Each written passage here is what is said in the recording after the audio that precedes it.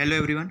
Today we are coming back with our fifth lecture of this unit, that is a data acquisition and conversation. So this is our lecture 5 for this. So last lecture we have discussed signal conditioning unit. Okay, that is the types of signal conditioning. So in this lecture we have to discuss various processes, which processes are used in the signal conditioning.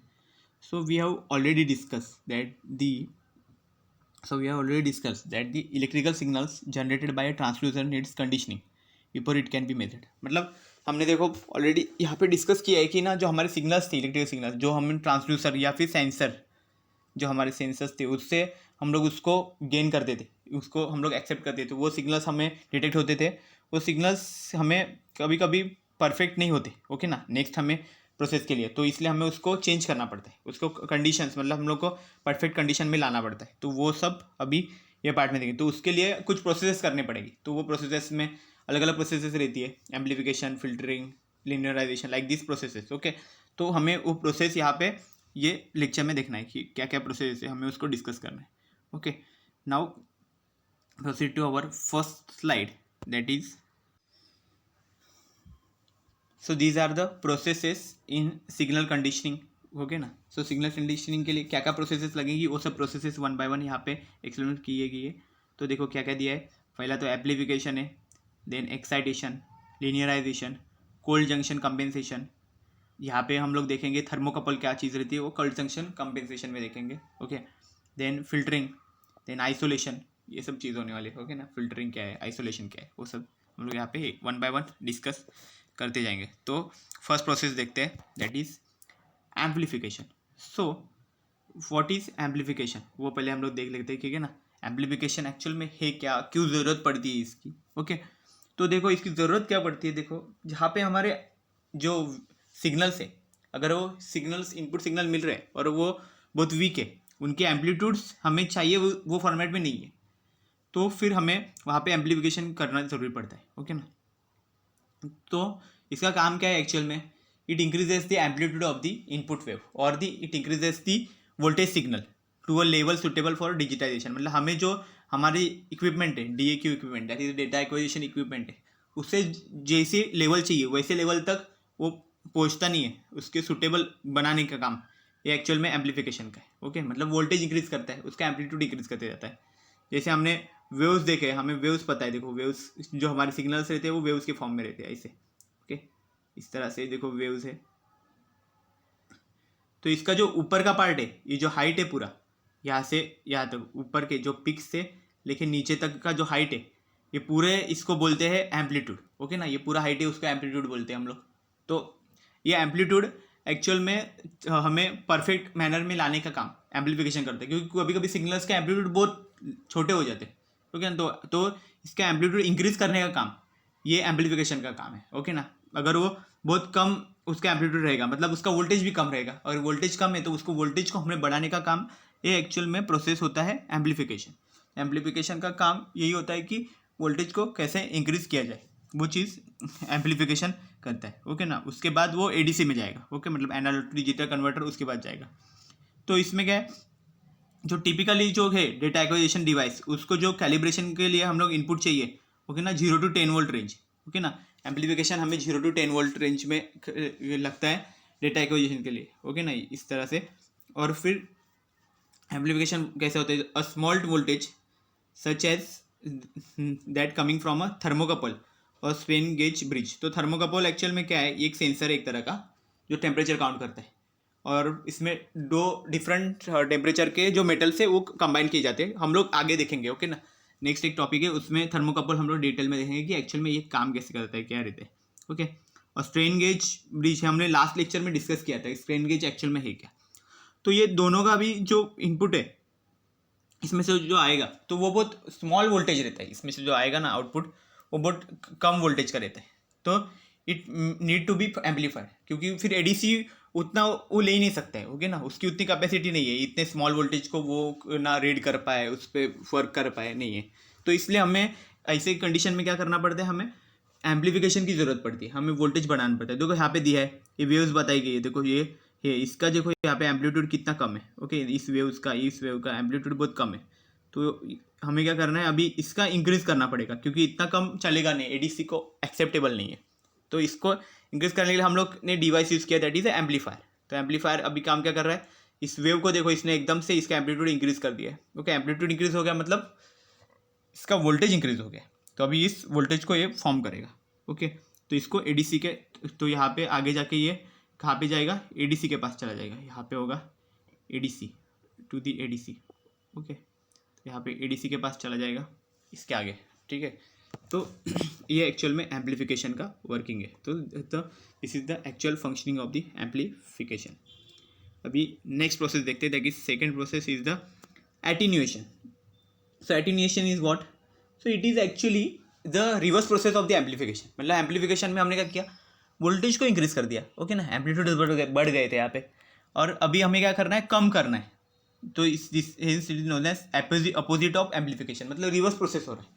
जो amplification में जो हमारी process थी, जो voltage को increase करता था, अभी इसमें क्या करना है, कम कम कम करते जाना है। मतलब कभी कभी क्या होता है कि हमारे एडीसी को जो रेंज चाहिए और हमारे जो इनपुट मिलेगा हमें फिजिकल पैरामीटर्स से, मतलब थ्रू दी ट्रांसड्यूसर्स हमें जो आउटपुट आएगा वो कैसे आएगा, वो ऐसा बहुत बड़ा आ जाएगा। और हमें एडीसी को चाहिए एकदम ऐसा छोटा छोटा चाहिए रहेगा। ओके ना, एडीसी को हम लोग कंसिडर करते हैं कि एकदम स्मॉल अमाउंट का चाहिए, मतलब उसको ज़्यादा नहीं चाहिए, बड़ा नहीं चाहिए। तो टाइम पे हमें एटीन्यूएशन का प्रोसेस चाहिए। ओके ना, वो इसको कम कम कम करते देगा। ओके ना, मतलब ये जिसको एक्सेप्टेबल सिग्नल्स है उनको ये प्रोसीड करेगा, जो एक्सेप्टेबल नहीं है वो सिग्नल्स को वहीं पे रोक देगा। ओके, तो एटीन्यूएशन का काम है, मतलब वोल्टेज एक्चुअल में कम कर रहा है। ओके ना, अगर ज़्यादा वोल्टेज का है तो उसको वोल्टेज कम कर रहा है। So it is actually it decreases the input signal amplitude so that the condition signal is within ADC range। तो जो input signal है उसका एम्पलीट्यूड कम कर रहा है। मैंने भी बताया जो एम्पलीट्यूड कैसे फॉर्म होता है, तो वो बस उसको कम करने का काम कर रहा है जो एडीसी के रेंज में बैठ जाए, मतलब एडीसी का जो रेंज है उसमें रेंज में आए, ऐसे वोल्टेज में उसको फॉर्म कर रहा है। Then it is typically necessary when measuring voltages that are more than 10 volt. 10 volt से अगर ज़्यादा हो वोल्टेज तो भी इस प्रोसेस की ज़रूरत पड़ती है। ओके, एंड देखो यहाँ पे ये डायग्राम में दिखाया गया है। देन यहाँ पे देखो, if your signal is larger than the maximum input range then you will have to divide the signal. तो अगर आपका सिग्नल इनपुट रेंज है, जो एडीसी का रेंज है, उससे अगर बहुत ज़्यादा है तो तुमको ये सिग्नल्स को कम करना पड़ेगा। कम मतलब इसमें से कट नहीं करना है, बस उसका वोल्टेज कम करना है। तो वोल्टेज कैसे कम होगा, देखो यहाँ पे दिया गया है। यहाँ पे देखो, यहाँ पे एसी सिग्नल्स यहाँ पे प्रोवाइड किए गए, ये है एसी सिग्नल। ओके, ये फिर ये 2 पॉइंट्स है। ओके, पॉजिटिव निगेटिव, ये 2 पॉइंट्स है, इसको कनेक्ट कर दिया है और ये कनेक्ट किया। यहाँ पे हमारा सिग्नल्स यहाँ पे पहुँचेगा, ये हमारा आउटपुट है। यहाँ पे हम लोग देखो, यहाँ पे 0 to 100 लिखा है, मतलब 100 वोल्ट का है।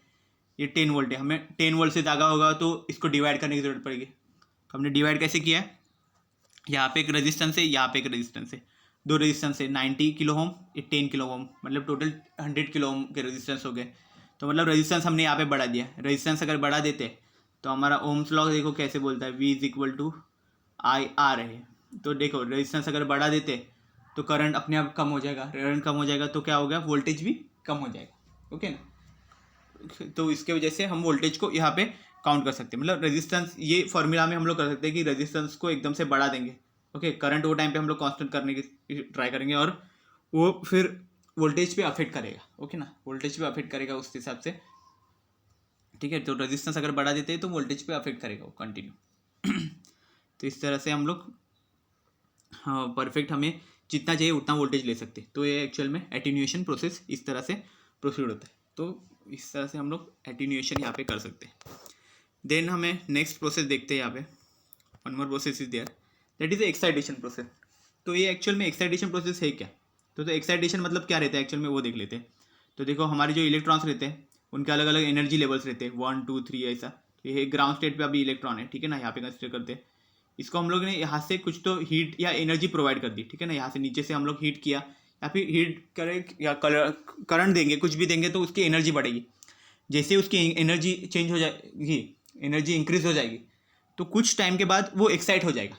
एक्साइट होना मतलब क्या, उसको जो जितनी उसकी कैपेसिटी है उससे ज़्यादा उसकी एनर्जी हो जाएगी, तो वो एक्साइट हो जाएगा। एक्साइट होने के बाद क्या होगा, वो ऊपर चला जाएगा। तो ऊपर जाएगा मतलब वो ये लेवल पे यहाँ पे सेटल हो जाएगा। ओके, यही लेवल से वो निकल के ऊपर के लेवल पे पहुँच जाएगा, मतलब वो फर्स्ट लेवल पे आएगा। फर्स्ट एक्साइटेड एनर्जी हम लोग इस एनर्जी को बोलेंगे। ओके, तो इस तरह से एक्साइटेशन प्रोसेस होता है। मतलब एक पर्टिकुलर अमाउंट का हमें जब एनर्जी मिलेगी उसके बाद एक्साइट होना, उसी को बोलते हैं एक्साइटेशन प्रोसेस। तो ये एक्चुअल में सर्किट में भी लगता है, कभी कभी एक पर्टिकुलर वोल्टेज के बाद ही वो सर्किट ऑन हो सकता है। ओके, इस तरह से वो हमें एक्साइटेशन वहाँ पे यूजेबल है। ओके, देन नेक्स्ट हम लोग देखो क्या देखेंगे, यहाँ पे दिया गया है for transducer based on capacitance measurement and AC supply में भी रिक्वायर्ड। तो देखो हम वैसे तो डीसी यूज़ करते हैं, पर क्या होता है कुछ ट्रांसड्यूसर रहते हैं जो कैपेसिटेंस बेस्ड रहते हैं, जिसको कैपेसिटेंस यहाँ पे मेजरमेंट करना पड़ता है। तो वो उसमें क्या है एसी सप्लाई हमें रिक्वायर्ड होता है, और एसी रिक्वायर्ड है तो एसी में क्या होता है कि हमें एक्साइटेशन वोल्टेज उसका सेट करना पड़ता है कि उतना वोल्टेज आने के बाद ही वो वर्क करता है। ओके, सो वहाँ पे हमें एक्साइटेशन का बहुत यूज़ होता है। ओके, सो देखो क्या है, so our systems can be equipped with power supply suitable for providing the excitation voltages required. तो यहाँ पे जो एक्साइटेशन वोल्टेज का बताया वही है कि हमारे सिस्टम को वो रिक्वायर्ड होता है excitation voltage. Okay, then excitation is commonly needed for measuring force, pressure, relative humidity, temperature level, light level, concentration and vibration। मतलब ये सब चीज़ के लिए एक्साइटेशन यूज़ होता है। मतलब पर्टिकुलर अमाउंट का अगर फोर्स या प्रेशर उसमें गिरेगा तभी वो सर्किट एक्साइट हो जाएगा। ओके, तो इस तरह से एक्साइटेशन प्रोसेस हमें इसमें सिग्नल एंड कंडीशनिंग में बहुत यूज़ होता है इसका। मतलब ये भी चीज़ हो सकती है। ओके, देन नेक्स्ट हम लोग और एक प्रोसेस देखेंगे, दैट इज़ अवर लीनियराइजेशन। तो इसका नेम ही बता रहा है लीनियराइजेशन क्या चीज़ है। ओके ना, अगर लीनियर है नहीं है, अगर हम स्टडी कर रहे हैं और हमारा प्रोग्रेसिव ग्राफ ऐसे लीनियर नहीं है, अगर वो टेढ़ा मेढ़ा जा रहा है, कम ज़्यादा हो रहा है, तो हमें क्या करना पड़ता है और स्टडी करना पड़ता है।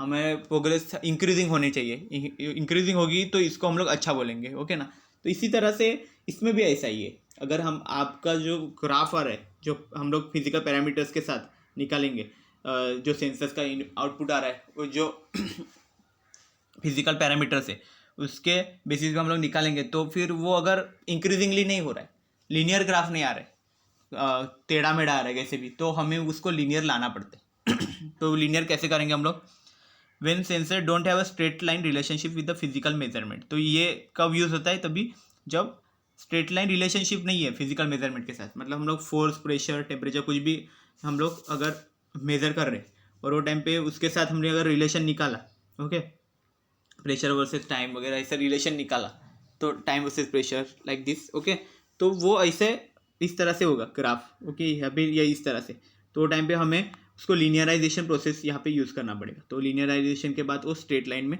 वो फॉर्म हो चुका है। So it is the process of interpreting the signal from this sensor and can be done either with the signal conditioning or through software. So linearization actual में है क्या, देखो यहाँ पे पता चल रहा है। Okay, so it is the process of interpreting the signal from this sensor and can be done either with the signal conditioning और थ्रू सॉफ्टवेयर। तो सॉफ्टवेयर के साथ सिग्नल कंडीशनिंग करके हम लोग लिनियराइजेशन पता लगा सकते हैं। ओके ना, तो ये लिनियराइजेशन कैसे करना है वो चीज़ यहाँ पे बताई गई है। तो ओके, तो प्रॉपर इसमें सिग्नल कंडीशनिंग हमें लगेगा। और उसके बाद देखो सेंसर टू एडीसी यहाँ पे दिखाया गया है। देखो फिजिकल पैरामीटर्स ले रहे हैं, फिर यहाँ पे सेंसर टू एडीसी का ग्राफ भी बना है, तो ये ऐसे आ रहा है। फिर उसके बाद लीनियराइजेशन प्रोसेस किया, तो वो टाइम पे हमें ये सिंगल ऐसे लाइन मिल गई यहाँ पे। ठीक है, देन नेक्स्ट क्या था, thermocouples are the classic example of this sensor that requires linearization. तो थर्मोकपल्स जो हमने टेम्परेचर काउंट करने के लिए हम यूज़ करते हैं, उसको वो एक्चुअल में लीनियराइजेशन की ज़रूरत पड़ती है। ओके, क्योंकि उसका जो हम लोग फिजिकल पैरामीटर के साथ जो ग्राफ निकालते वो लीनियर नहीं रहता। क्यों नहीं रहता, क्योंकि उसमें दो मेटल्स है, two different types of metals are there. Okay, so that two different metals affect their properties affect the actual our outputs. That's why we need linearization process to make it in linear graph. Okay, like this। तो ये actual में linearization process है। अभी next proceed करते हैं, next process that is our cold junction compensation. तो cold junction क्यों बोला है यहाँ पे, कोल्ड मतलब यहाँ पे क्या है, क्योंकि दो डिफरेंट टाइप के टेम्परेचर्स यहाँ पे हम लोग कंसिडर कर रहे हैं, तो इसलिए यहाँ पे जंक्शन यूज़ किया है वर्ड। जंक्शन क्या रहता है एक्चुअल में, टू डिफरेंट थिंग्स जहाँ पे एक साथ मीट होती है, मतलब वहाँ पे कनेक्ट होती है, उसी को हम लोग जंक्शन बोलते हैं। जैसे रेलवे जंक्शन रहते हैं तो वहाँ पे डिफरेंट अलग अलग जगह से आई हुई ट्रेन्स वहाँ पे एक जगह पे आ जाती है, तो उसे हम लोग जंक्शन बोलते हैं। उस तरह से यहाँ पे जंक्शन यूज़ किया। और कोल्ड जंक्शन क्यों लिया, क्योंकि जो हमारे दोनों जो मेटल से दोनों के टेम्परेचर हम लोग यूज़ करेंगे तो एक टेम्परेचर हमको पहले से मालूम है, तो इसलिए कोल्ड वर्ड यूज़ किया कि वो पहले से मालूम है, हमें खाली एक का उसमें पता लगाना है। तो हम लोग यहाँ पे दिखाया गया कंपेंसेशन यहाँ पे कैसे हो रहा है वो हम लोग देखेंगे कोल्ड जंक्शन कंपेंसेशन में। तो इसी में हम लोग मेन चीज़ करेंगे, ये एक्चुअल में क्यों यूज़ होता है, थर्मोकपल में से टेम्परेचर कैसे मेज़र कर सकते हैं बाय यूजिंग द थर्मोकपल, वो यहाँ पे हम लोग स्टडी करेंगे।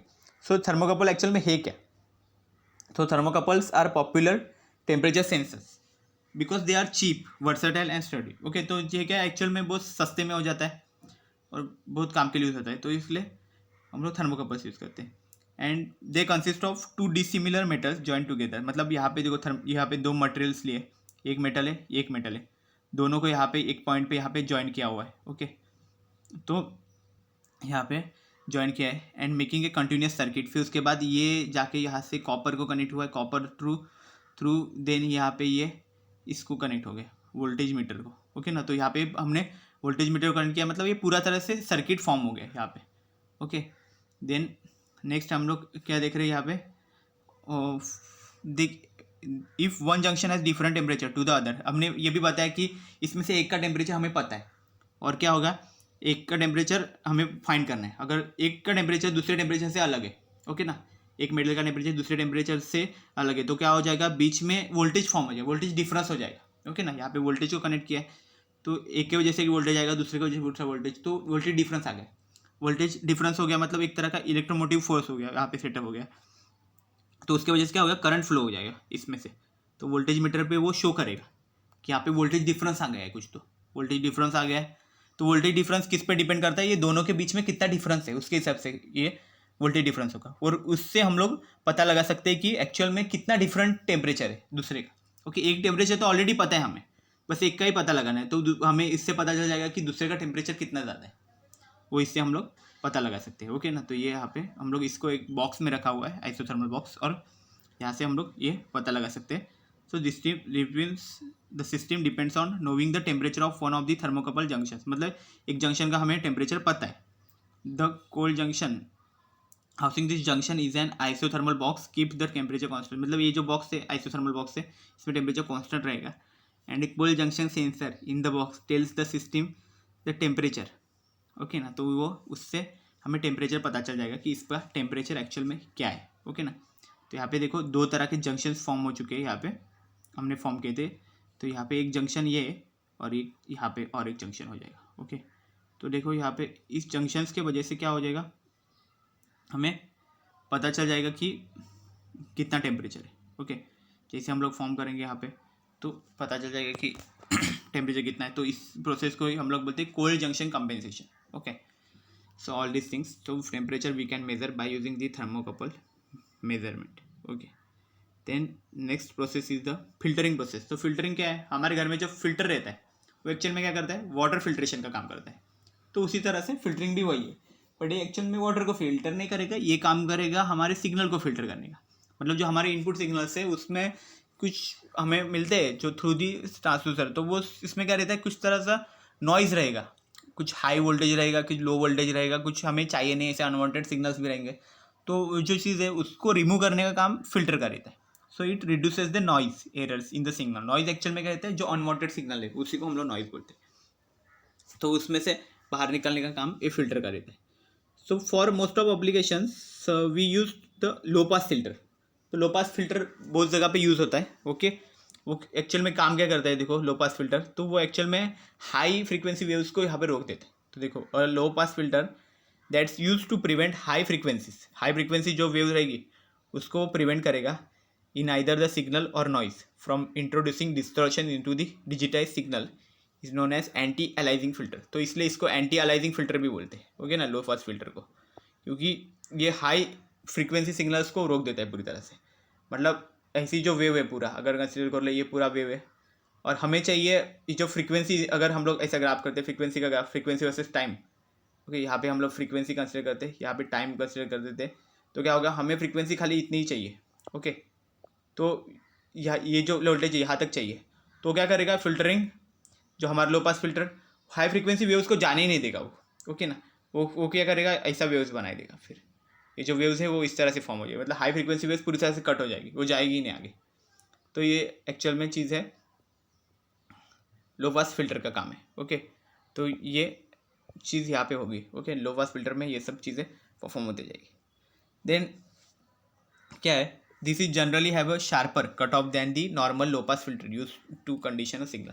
मतलब जो हम एक्चुअल में यूज़ करते हैं वो हमारा तो लैब में जो हम यूज़ करते हैं वो तो इतना हाई क्वालिटी का नहीं रहता है। ओके ना, तो वो इतना अच्छा शार्पर कट ऑफ नहीं देता। बट ये जो कट ऑफ हम लोग यूज़ करेंगे इंडस्ट्रीज़ में वगैरह यूज़ करेंगे, तो उसका जो कट ऑफ रहेगा वो एकदम शार्पर रहेगा। मतलब अगर हमारा कट ऑफ सिग्नल अगर समझो 450 हर्ट्ज है, cut off signal if our cut off signal FC जो है वो अगर हम लोग कंसिडर करते हैं 450 हर्ट्ज। ओके, 450 हर्ट्ज है, तो अगर 450 हर्ट्ज है तो इससे थोड़ा भी ज़्यादा भी होगा तो भी वो 450 452 453 ऐसा भी रहेगा तो उसको अलाउड नहीं करेगा, आगे पास ही नहीं होने देगा। और इससे कम भी रहेगा 449 448 तो ये तुरंत पास होने देगा। ओके ना, तो इस तरह से शार्पर कट ऑफ बोलते हैं उसको। शार्पर कट ऑफ मतलब वो कट ऑफ सिग्नल से थोड़ा भी ज़्यादा होगा तो भी जाने देगा, और उससे थोड़ा भी कम होगा तो तुरंत पास कर देगा उसको। मतलब कट ऑफ हाई फ्रीक्वेंसी वे उसको जाने नहीं देते। ओके, तो उस कट ऑफ सिग्नल से ज़्यादा फ्रीक्वेंसी वाले को अलाउड ही नहीं करेगा। ओके, तो ये एक्चुअल में फिल्टरिंग प्रोसेस का काम है। ओके, तो यहाँ पे दिखाया गया है, देखो कैसे सेंसर्स टू जा रहा है ये एम्पलीफायर, फिर एम्पलीफायर से ये एक्चुअल में पहुंच गया लो पास फिल्टर। तो देखो ये यहाँ पे था, हाई फ्रीक्वेंसी को उसने रोक दिया और हमें ऐसा लीनियर ग्राफ बनाया है। ओके ना, हाई फ्रीक्वेंसी को रोकने की वजह से लीनियर ग्राफ मिलता है। ओके ना, तो इस तरह से कंटिन्यूस ग्राफ हमें मिला है। ठीक है ना, यहाँ पे देखो इस तरह से वो वर्क हो रहा है। ओके, फिर AD कन्वर्टर जाएगा, फिर हमारे नेक्स्ट प्रोसेस उसमें फॉर्म होती जाएगी। Then next is the one more process that is our last process, that is the isolation process. So isolation means क्या है, किसी चीज़ को आइसोलेटेड करना, मतलब वहाँ पे पहुँचने नहीं देना, उसको पूरी तरह से अवॉइड करना, उसी को हम लोग आइसोलेटेड बोलेंगे, आइसोलेशन प्रोसेस बोलेंगे। तो क्या है, high transient voltage at one input may damage not only the input circuit but and also propagate to the other equipment connected to the input। मतलब कभी कभी हाई वोल्टेज का इनपुट अगर आ गया तो उसके वजह से सिर्फ हमारा जो सर्किटरी है वो उसको अफेक्ट नहीं करेगा, वो ओके, वो पूरा जो हमारा इक्विपमेंट है उसी को अफेक्ट कर देगा, वो डैमेज कर सकते हैं पूरा इक्विपमेंट। तो इस टाइम पे हमको आइसोलेशन की ज़रूरत पड़ती है कि उसको रोकने के लिए कोई तो चाहिए। ओवरलोड हो रहा है तो ओवरलोड को रोकने के लिए कुछ ना कुछ सर्किटरी वहाँ पे लगाना पड़ता है, डायोड्स कनेक्ट करने पड़ते हैं। ओके ना, तो ये सब चीज़ का प्रोसेस को बोलते हैं हम लोग आइसोलेशन प्रोसेस। ओके, ये बहुत इंपॉर्टेंट चीज़ है क्योंकि ये नहीं होगा तो फिर इंडस्ट्री में सारे इक्विपमेंट सब खराब हो सकता है। ओके ना, क्योंकि वोल्टेज फ्लक्चुएशन तो कभी भी आ सकते हैं, बोल नहीं सकते। ओके ना, तो उसको रेगुलर करना, ओके, या फिर रेगुलेटर यूज़ करना, वोल्टेज रेगुलेटर यूज़ करना कि उसके पहले कि वो जो वोल्टेज है तो हाई वोल्टेज अगर आ गया तो भी तो उसको रेगुलेट करने का काम करेगा। इस तरह से ये आइसोलेशन का वर्क करता है। Then you can prevent this type of damage by providing isolation between inputs. Okay, तो इस तरह का डैमेज हम लोग कैसे रोक सकते हैं कि इनपुट है उसके बीच में कुछ ना कुछ आइसोलेशन लगाना। ओके, जिसकी वजह से हमारी जो इनपुट है वो हमारे सर्किट या फिर हमारे इक्विपमेंट को अफेक्ट ना करे। इस तरह से उसको आइसोलेशन बोलेंगे। ओके, तो यहाँ पे एक एग्जांपल हमने वायर का कंसिडर किया था, मतलब ये जस्ट सिंपल एग्जांपल है। ओके, तो वायर को भी हम लोग आइसोलेशन ही लगाते हैं क्योंकि अगर नहीं तो फिर करंट उसमें से बाहर हमें स्पार्किंग होना चालू हो जाएगा, इसलिए उस पर कोटेड रहता है। ओके ना, वायर का कोटिंग उस तरह से। और बहुत सारे सर्किटरीज भी रहते हैं जो आइसोलेशन का काम करते हैं। ओके ना, जो हमारे सर्किट या फिर हमारे इक्विपमेंट को प्रोटेक्ट करने का काम उससे होता है। ओके ना, तो इसलिए isolation process is also important. तो this are our 6 processes we are using in the signal conditioning. ऐसे बहुत सारी प्रोसेसेस है लेकिन हमने जो मेन जो प्रोसेसेस है वही यहाँ पे कंसिडर किए। Okay, so I hope you have cleared all these things, so thank you very much. We will proceed in the next lecture. We will discuss about the one more topic, that is the sample and hold circuit like this. Okay, so thank you very much.